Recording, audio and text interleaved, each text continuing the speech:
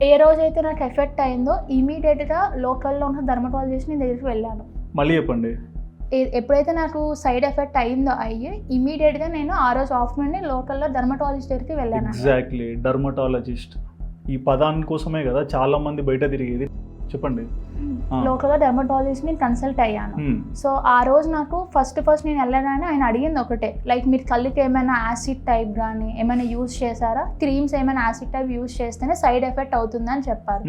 జరిగింది చెప్పాను. HCl under eye treatment కోసం తీసుకుంటున్నానంటే ఫుల్గా తిట్టారు. అసలు first of all under eye treatments అనేది ఏ పీల్స్ ఏది కూడా మీకు వర్కౌట్ అవ్వదు మేడం. లైక్ ఎలా అంటే మనం ఇంటి దగ్గరే ఫేస్కి కానీ రైస్ వాటర్ ఇలా మీరు అప్లై చేసుకోవాలి. ఫేస్కి ఒక మీరు ఒక పీల్ అప్లై చేశారంటే అది ఎలాంటి పీలో మీరు ఏమీ యూజ్ చేసి తెలుసుకోకుండా ఎలా మీరు అలా పీల్కి వెళ్ళిపారు, ఇదే అయ్యి పోతే ఎలా మీకు ఇంకెవరైనా డొనేట్ చేస్తారో వాళ్ళు ఏమైనా ఇస్తారా అని చెప్పారు. సో ఆ రోజు ఆయన లోకల్ ఒక క్రీమ్ రాసి ఇచ్చారు. నైట్ నెక్స్ట్ డే అప్లై చేశారు. ఈవినింగ్ వరకు స్లోగా తగ్గింది. ఓకే, నార్మల్ అయింది. బట్ ఇంత దరిద్రం జరుగుతుంది మీ కళ్ళకి కానీ ఇదంతా సిచ్యువేషన్స్, మరి మీ ఇంట్లో వాళ్ళు ఏమనలేదా? ఆ రోజు ఫస్ట్ నేను మెయిన్ చేసిన బ్లెండర్ మిస్టేక్ ఇంట్లో వాళ్ళకి తెలియకుండానే నేను కట్టానండి.